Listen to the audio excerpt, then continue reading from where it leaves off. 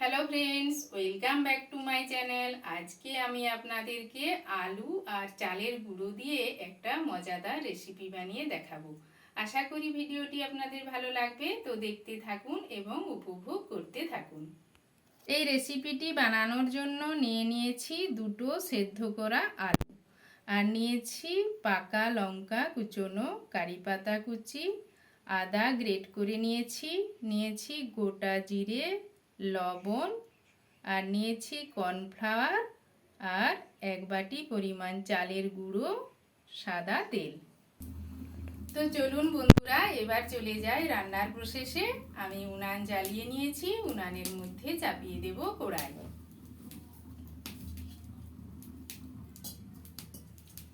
কড়াইটা গরম হতে দেব।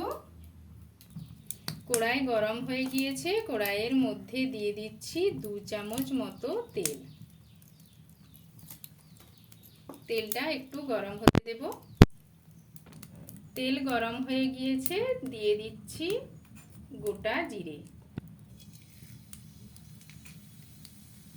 জিরেটা একটু ভেজে নেব।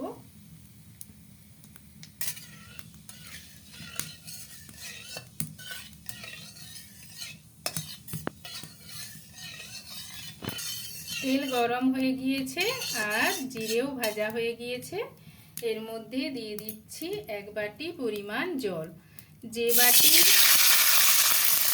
মাপ করে আমি চালের গুঁড়ো নিয়েছি, সেই বাটির মাপ করে 1 বাটি জল নিয়ে নিচ্ছি। আর দিয়ে দেব পরিমাণ মতো লবণ। জলটা একটু ফুটিয়ে নেব। জল ফুটে গিয়েছে, জলের মধ্যে দিয়ে দিচ্ছি চালের গুঁড়ো। চালের গুঁড়ো দিয়ে অনবরত নাড়িয়ে নেব, নাড়িয়ে একটা মণ্ড তৈরি করে নেব।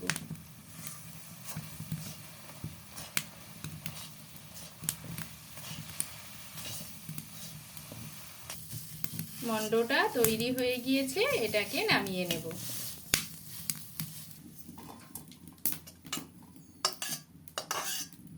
এটাকে ঠান্ডা হতে দেব একটু। আলুর খোসাগুলো ছাড়িয়ে নেব।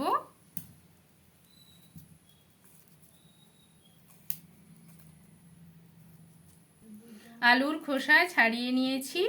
এখন এই গ্রেটার দিয়ে আমি আলুটা গ্রেট করে নেব।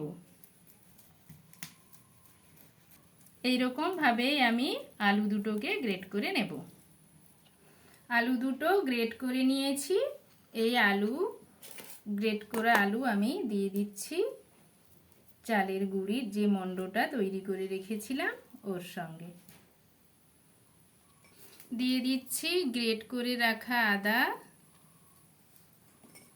দিয়ে দিচ্ছি কুচনো কারি পাতা আর পাকা লঙ্কার কুচি, আর দিয়ে দিচ্ছি কর্নফ্লাওয়ার। এইসব উপকরণগুলো এই আলু আর চালের গুঁড়োর মণ্ডর সাথে ভালো করে মাখিয়ে নেব। সব উপকরণগুলো চালের গুঁড়োর যে মণ্ডটা তৈরি করেছিলাম ওই মণ্ডটার সাথে মাখিয়ে নিয়েছি। এখন এর মধ্যে দিয়ে দিচ্ছি 1 চামচ পরিমাণ তেল। এই তেলটা দিয়ে আবারও একটু মথে নেব। মণ্ডটা তৈরি হয়ে গিয়েছে, এর থেকে অল্প অংশ আমি নিয়ে নিচ্ছি।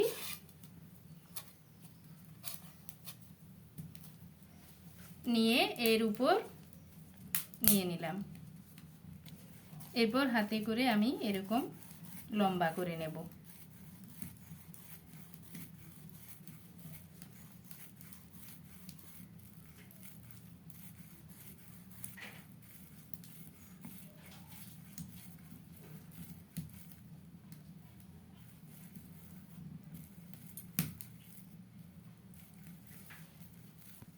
এটা লম্বা করে নিয়েছি, এরপর পিস করে নেব।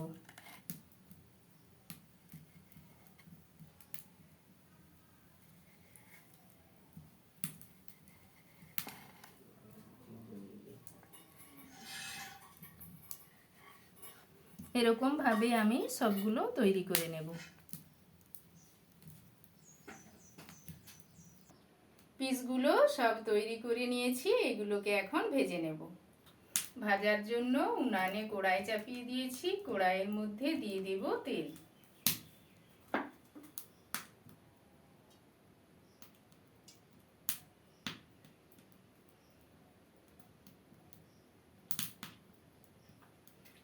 তেলটা গরম হতে দেব। তেল গরম হয়ে গিয়েছে, তেলের মধ্যে দিয়ে দিচ্ছি তৈরি করে রাখা পিস। তেলটা গরম হয়ে গেলে উনানের আঁচটা হালকা করে দিতে হবে, নইলে বাইরের দিকটা পুড়ে যাবে আর ভেতর থেকে কাঁচা থেকে যাবে।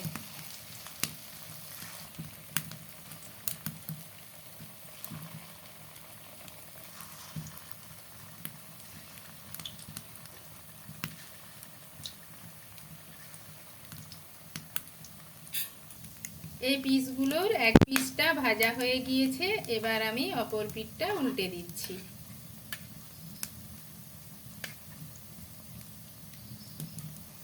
এইরকম উল্টে পাল্টে হালকা আঁচে এই টিফিনগুলো আমি ভেজে নেব। টিফিনগুলো ভাজা হয়ে গিয়েছে, এগুলো তুলে নেব।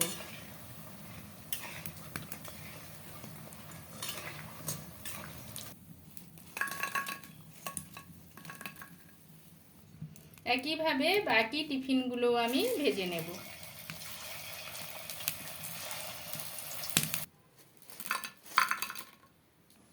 দেখুন বন্ধুরা, টিফিনগুলো সব তৈরি হয়ে গিয়েছে। এগুলো দেখতে কত সুন্দর হয়েছে। এগুলো দেখতে যেমন সুন্দর হয়েছে, খেতেও কিন্তু খুব ভালো লাগবে। আপনারাও বাড়িতে খুব সহজে এই টিফিনটা বানিয়ে নিতে পারবেন। তো বন্ধুরা, ভিডিওটি ভালো লাগলে আমার চ্যানেলটিকে অবশ্যই সাবস্ক্রাইব, লাইক, শেয়ার এবং নতুন ভিডিওর আপডেট পেতে পাশের বেল আইকনটি প্রেস করে দেবেন। আজকের মতো আসি বন্ধুরা।